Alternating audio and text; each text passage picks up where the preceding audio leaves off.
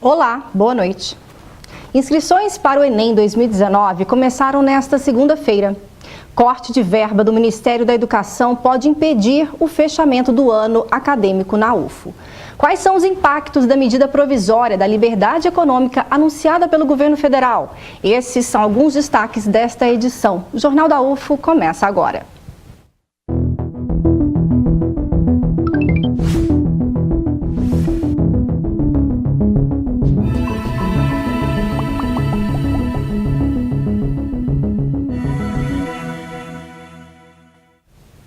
No último fim de semana, a UFO recebeu 22.950 candidatos durante os 2 dias de provas da primeira fase do vestibular da UFO. Os gabaritos já estão disponíveis no site sistema.dirps.ufo.br. Os aprovados para a segunda fase farão um novo exame com questões discursivas nos dias 8 e 9 de junho, nas cidades em que a UFO possui campus. Ao todo, são oferecidas 1.654 vagas em 48 opções de cursos de graduação. E hoje começaram as inscrições para o Enem 2019. O cadastro deve ser feito até o dia 17 de maio pelo site oficial da prova, enem.inep.gov.br. Neste ano, a prova será aplicada em 2 domingos seguidos, 3 e 10 de novembro. E agora uma notícia que vai afetar Uberlândia e região. A UFO informou hoje, através de nota oficial, que o bloqueio orçamentário anunciado pelo governo federal será de mais de 42 milhões de reais. Um corte que não estava previsto para o orçamento deste ano. O anúncio de redução de 30% das verbas foi feito pelo Ministério da Educação na última terça-feira e afeta duramente as atividades e funcionamento de diversas universidades federais em todo o país. O pró-reitor de Planejamento da UFO, Darison Alves, explicou quais impactos esse corte afeta diretamente a Universidade Federal de Uberlândia. Veja. Observe que nós trabalhamos durante 4 meses com 100% do orçamento e agora eu tenho que trabalhar o restante dos 8 meses com um equivalente ao que seria 70% do orçamento desde janeiro.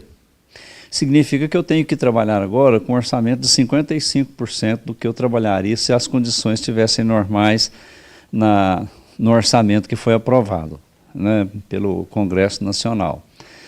É impossível de tocar a instituição com esse nível de recursos, tirando praticamente metade dos recursos, né, e manter a instituição no mesmo nível de atividade normal. Não tem como. As grandes despesas de funcionamento que a gente tem recaem sobre contratos de mão de obra. É limpeza, é vigilância, são custos com transporte de pessoas, frota, né, porque este custo é alto, o transporte interno na instituição, ele demanda muito recurso, e energia elétrica, e etc. Então é do funcionamento normal. Então essas atividades terão que ser reduzidas a um mínimo, né, um mínimo sustentável para nós chegarmos. No último local que é para ser impactado é a sala de aula e o laboratório, né, onde as atividades acontecem. Teremos que desempregar pessoas e teremos que reduzir o nível de atividade. Então, muitas empresas que prestam serviço, elas foram vencedoras de licitações para prestar serviço, elas vão ficar sem o nosso serviço, né? Porque eu não posso contratar sem um fundo orçamentário para suportar e pagar a conta depois.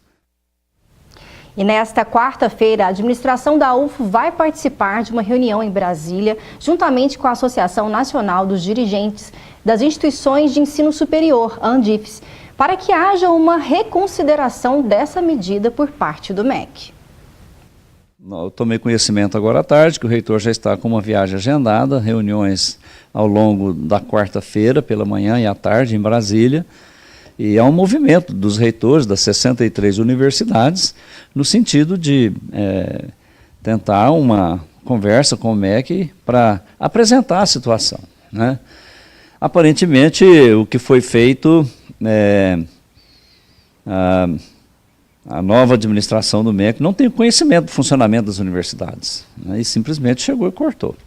Então, Não é dessa forma, porque o impacto social e regional, tanto social como econômico, é muito forte. Então não pode chegar, nós achamos muito difícil, não tem como absorver uma medida dessa, né? E Brasília precisa ser sensibilizada. E hoje o Jornal da UFO traz como tema central os impactos da medida provisória 881 de 2019, assinada pelo presidente Jair Bolsonaro no último dia 30 de abril. A chamada MP da Liberdade Econômica visa reduzir a burocracia na abertura e desenvolvimento de negócios considerados de baixo risco. Veja na reportagem. O pacote ainda em estudo terá até 50 ações para tentar retomar o crescimento econômico do país. As medidas envolvem micro e pequenas empresas, produtores rurais e setores imobiliários e de crédito. Uma delas seria a criação de uma hipoteca reversa. Nela, o proprietário que mora sozinho oferece o imóvel como garantia ao banco, que pagaria uma espécie de aluguel. A pessoa continuará vivendo no local e, após sua morte, o banco pode negociar o imóvel no mercado.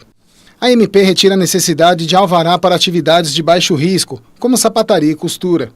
Licenças terão um prazo máximo para aprovação. Se não houver resposta dentro do prazo, o pedido é automaticamente aprovado. A MP também acaba com restrições de horários de funcionamento, desde que direitos trabalhistas e as regras de silêncio sejam respeitados. Para manter as mudanças que já estão em vigor, o Congresso precisará aprovar a MP. O que vai, no meu entender, ajudar muita gente no Brasil. O governo também tenta articular a aprovação da reforma da Previdência na Câmara. Um gabinete com técnicos do Ministério da Economia foi criado para tirar dúvidas de parlamentares sobre a proposta. O gabinete começa a funcionar na terça-feira que vem. E para falarmos hoje sobre essa medida provisória da liberdade econômica, recebemos aqui no estúdio o professor Ediermes Coelho, que é professor da Faculdade de Direito aqui da UFO e cientista político. Muito boa noite. Boa noite, prazer estar aqui. E também o Alcides Ribeiro, que é analista técnico de mercado e empresário. Boa noite, Patrícia. Boa noite, Alcides. Aqui. Boa noite aos ouvintes e telespectadores. Aos nossos telespectadores. Isso. E hoje, nós acabamos de ver uma reportagem do anúncio feito no dia 1º de maio, né, pelo presidente Jair Bolsonaro, dessa medida provisória. Professor Ediermes, primeiro, como que você analisa essa medida? Você acha que ela era necessária para o país agora? Bom, existe algum tempo que se discute a necessidade de, no mínimo, minimizar, retirar alguns entraves burocráticos a empreendimentos e ao funcionamento empresarial já estabelecido. De mais a mais, uma outra questão que é de longa data tem se discutido é a necessidade de se ter um tratamento facilitador de pequenas atividades empresariais. Nesse sentido, me parece que era bastante urgente que se pensasse em algumas questões nessa direção. O que é bastante discutível é se uma medida provisória seria o caminho para isso. Certo. Qual que seria, então, no seu ponto de vista, o ideal? É porque, veja, nós tivemos uma mexida em diversos dispositivos jurídicos, mexidas que eventualmente podem gerar, inclusive, controvérsias de constitucionalidade bastante sérias mais adiante, e isso envolve o fato de que podemos ter um esfacelamento de parte da medida provisória, que em algum momento possa ser considerado em parte aplicável e constitucional e em outro momento não constitucional e, portanto, não aplicável. Então, me parece que um trâmite através de um projeto de lei, por mais que pudesse ser um pouco mais moroso, seria preventivamente um modo de evitar que, posteriormente, nós tenhamos um esfacelamento da medida provisória. Perfeito. Alcides, você concorda com o professor? Olha, eu concordo em partes com o professor, até no sentido de que o fato da medida ser uma atitude enérgica e urgente, essa é a parte que eu acho que a morosidade nos daria,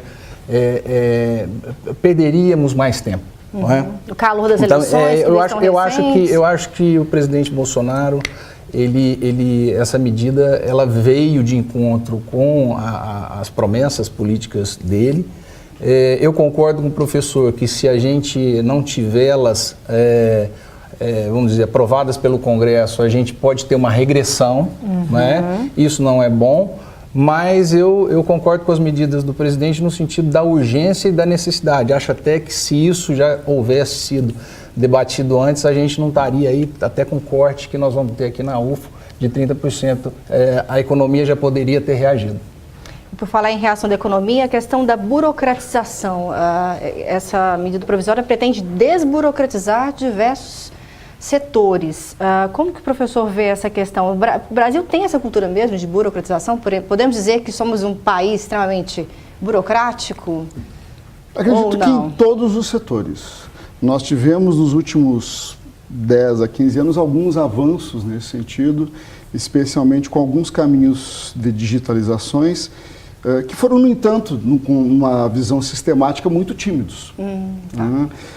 De alguma maneira, o que nós temos com a medida provisória 881 e nesse sentido, ao se dizer feliz, uma aceleração positiva no sentido de nós nos adequarmos, inclusive, a determinados padrões mundiais. Isso é inegável, isso é inegável.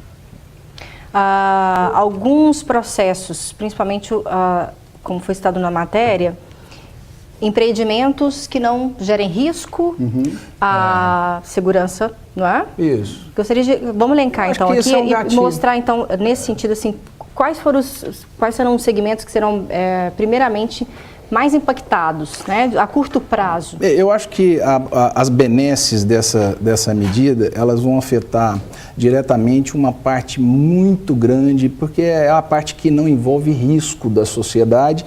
E outra coisa, é uma medida que prioriza a microeconomia. E o Brasil, ele é um país de microeconomia. Né? Então, a gente tem a microeconomia, pequenas e microempresas representando 70% do nosso PIB.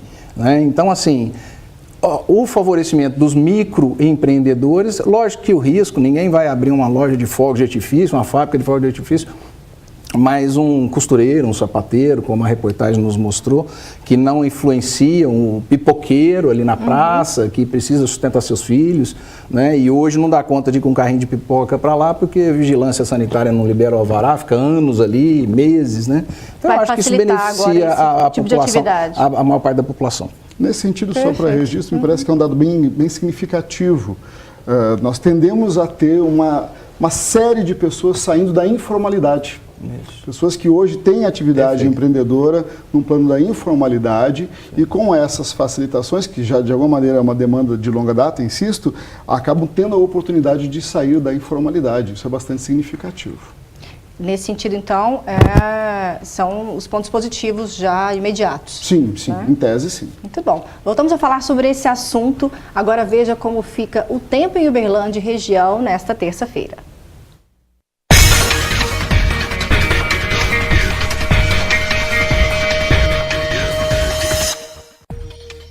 Terça-feira parcialmente nublada em Uberlândia. As pancadas de chuva podem surgir à tarde. Mínima de 20 graus e máxima de 28. Em Patos de Minas, sol entre nuvens durante boa parte do dia. As temperaturas variam entre 20 e 28 graus. Dia nublado em Monte Carmelo e com possibilidade de chuva a qualquer momento do dia. A mínima fica 19 graus e a máxima 28. Terça-feira com céu aberto em Ituiutaba, mas pode chover à tarde. Os termômetros marcam entre 19 e 31 graus. Patrocínio com nebulosidade no céu e temperaturas mais baixas, entre 16 e 29 graus.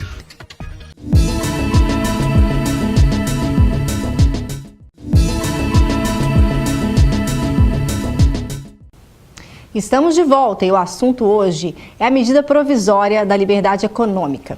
Nas palavras do presidente Jair Bolsonaro, a medida provisória irá tirar o governo do cangote do brasileiro. Mas será que essa medida vai realmente destravar a economia? Veja o que diz o economista Fábio Machado. Olá para você que acompanha o Jornal da UFO. Bom, entre os assuntos comentados do governo Bolsonaro está também a medida provisória da liberdade econômica. E para falar mais sobre esse assunto, eu vou conversar agora com o Fábio Machado, que é economista, e vai explicar melhor para a gente O que é essa medida provisória? Bom, Fábio, você pode explicar para a gente, de início, o que significa a medida provisória da liberdade econômica? Sim, essa medida provisória foi assinada pelo presidente Bolsonaro na semana passada e ela traz um pouco mais, como o próprio nome diz, liberdade para empreendedores fazerem negócio. Ela, de certa forma, desburocratiza o começo de um empreendimento e alguns empreendimentos que também já estão no mercado, e ela, de certa forma, também desregulamenta algumas medidas e alguns pontos que antes eram travados, eram engessados para o empreendedor fazer negócio. E você, como economista, qual que é a sua visão dessa proposta? Vai conseguir destravar a economia em pouco tempo, num período curto? Ela, de certa forma, ela traz benefícios. É claro que ela não é suficiente para destravar a economia brasileira ou trazer grandes benefícios ou crescimento para o mercado. Mas a gente está falando de, principalmente, micro e pequenas empresas, onde são o público que mais emprega no Brasil, que mais tem número de empresas abertas, e isso faz com que gere emprego, gere renda para a população, que essas empresas ofereçam mais emprego ao empreendedor decidir realmente fazer um investimento e empreender. Isso é positivo para a economia em vários fatores. E a questão da definição de preços dos produtos, dos serviços, como que pode ficar essa situação? Isso, a medida provisória são 17 medidas de liberdade, né, e cada uma aborda um tema, tanto os preços, quanto processos, quanto produtos, que traz nessa medida mais liberdade para o empreendedor definir esses preços, colocar no mercado e o governo, o público não regulamentar isso. Na verdade, é nesse sentido que desregulamenta, e isso traz benefício para o consumidor. Quanto mais concorrência, melhor para o consumidor. Vemos então a visão do economista Fábio Machado. Professora James, você concorda com a visão do economista Fábio? E, de fato, esse impacto, essa expectativa dessa medida, qual que será na realidade? Bom, eu vou reiterar uma coisa que para mim é o mais importante em termos imediatos. É a questão de você tirar uma série de travas burocráticas. Isso gera, para efeitos de expectativa de investimentos, algo que é bastante positivo. E, para além disso, o fato de que nós tenhamos, em relação ao pequeno empreendedor, um espaço livre, primeiro, para a retirada da informalidade de uma série de pequenos empreendedores, e segundo, sim, sem dúvida nenhuma, um estímulo para a criação e trâmite de criação de novos empreendimentos.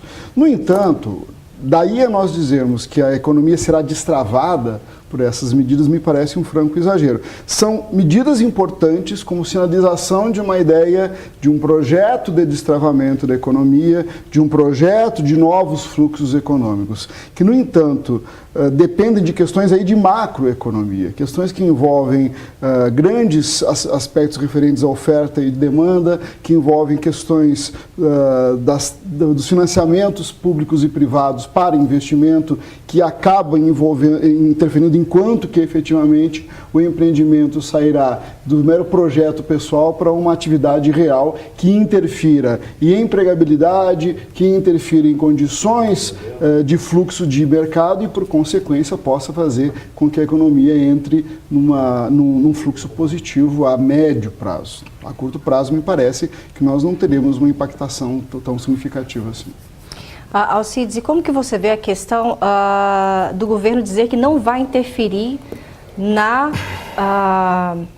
questão dos preços, deixar livre para que o próprio mercado possa estipular os preços? Patrícia, essa pergunta ela é o meu lema de vida, não só porque sou um liberal econômico, mas tive a oportunidade de morar fora do Brasil em economia liberal.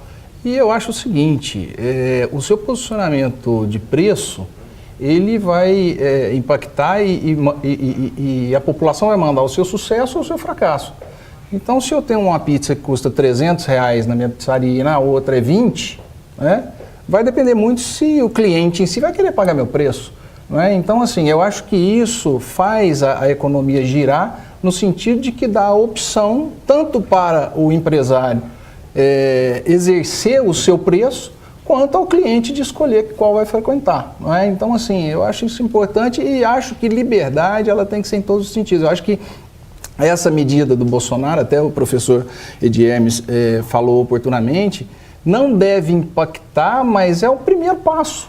Arruma uma economia liberal, livre mercado, eu acho que é um primeiro passo importante. Professor James, e quais seriam então esses outros caminhos para a recuperação econômica? Bom, aí existem uma série de questões que podem ser controversas. Usando um paradigma, que é o paradigma de que nós estamos numa realidade capitalista com uma tendência liberal, que é o que o voto popular acabou escolhendo, nós diríamos que é indispensável que se tenha uma discussão sobre investimentos em setores estratégicos. Se isso vai se dar através de investimentos diretos do setor público ou se dará através da coleta de investimentos junto ao setor privado, inclusive eventualmente internacional, como parece ser a intenção, é um outro problema, mas que o investimento em setores estratégicos é decisivo, é. Onde que me parece que há um problema bastante significativo nisso? Que tipo de regulação se terá sobre os investimentos que envolvam questões de macroeconomia? Que envolvam as grandes questões da demanda agregada, as grandes questões do trabalho com as ofertas reprimidas. Por quê? Porque essas regulações, independente de nós estarmos numa tendência de uma economia liberal, elas é que vão garantir que se possa lidar com uma livre concorrência sem que nós caiamos dentro de uma lógica do vale-tudo. A lógica do vale-tudo não interessa para o mercado liberal. O mercado liberal precisa de uma regulação mínima que garanta uma racionalidade da concorrência, sob pena de essa concorrência acabar matando a si mesma. Então, em relação às grandes empresas, o que você acha que vai mudar, Alcides? Olha, essa MP, a 881, ela não gere e não regulamenta nada a respeito de macroeconomia, nem de grandes empresas, né? Mas, até desenvolvendo um pouco a linha do professor, eu acho que o Estado mínimo de direito ele tem que existir, não é?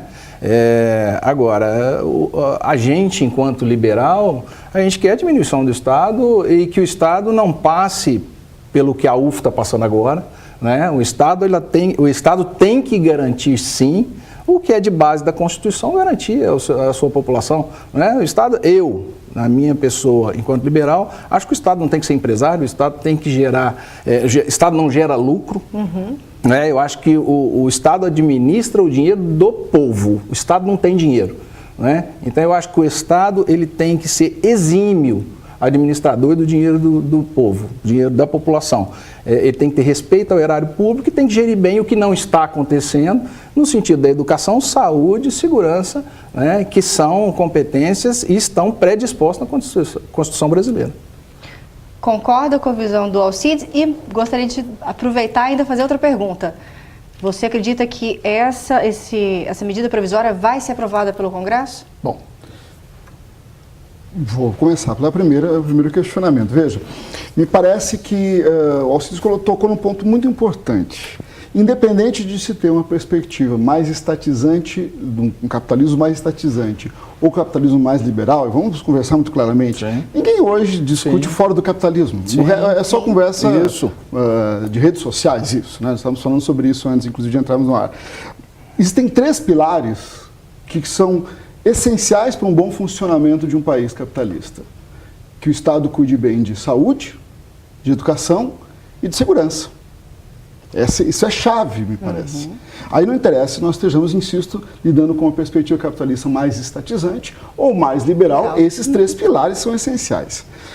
Me parece que a grande questão no Congresso Nacional hoje é que essa questão da medida 881 não deve encontrar uma resistência muito radical de nenhuma parte. Por quê? Porque ninguém hoje, dentro do Congresso Nacional, mesmo as visões mais críticas ao governo Bolsonaro, tem uma perspectiva de, por exemplo, obstaculizar o estímulo à pequena empresa. Sim. Não, pelo contrário. Ninguém hoje no Congresso Nacional, a meu juízo, tem uma perspectiva de lidar com uma lógica de desburocratização da atividade empreendedora. O que nós podemos ter são algumas questões pontuais, existem algumas questões jurídicas delicadas, o modo como a medida lida com o problema da função social contratual é uma questão que inclusive deve padecer de problemas de inconstitucionalidade, questões dessa natureza. Mas me parece que nos pontos principais não deve encontrar grande oposição.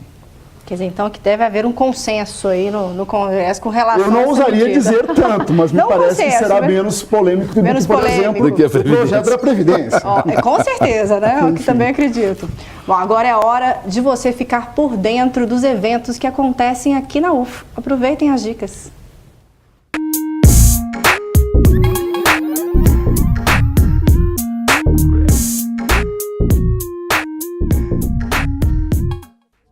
Olá pessoal, começa agora o evento UFO, quadro que te atualiza sobre o que acontece na universidade.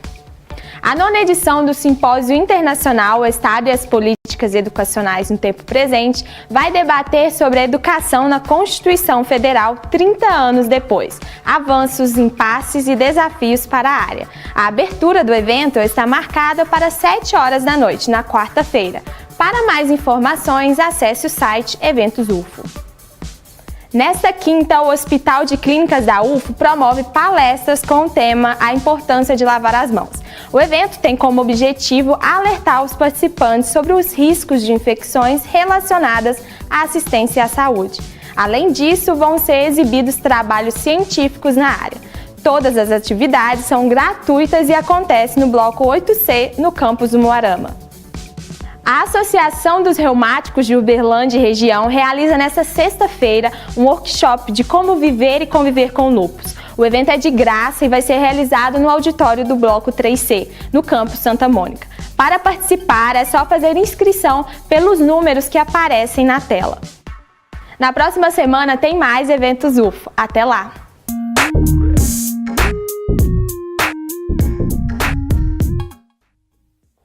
O Jornal da UFO está chegando ao fim. Gostaria muito de agradecer a participação do professor Ediernes Coelho, cientista político. Muito obrigada. Prazer novamente estar aqui, à disposição sempre. Também o Alcides Ribeiro, que é analista, técnico de mercado e empresário. Muito obrigada por estar conosco hoje. Obrigado por lembrar da gente. E o Jornal da UFO dessa segunda-feira fica por aqui. Obrigada pela sua audiência. Tenha uma ótima noite e eu te espero amanhã. Tchau.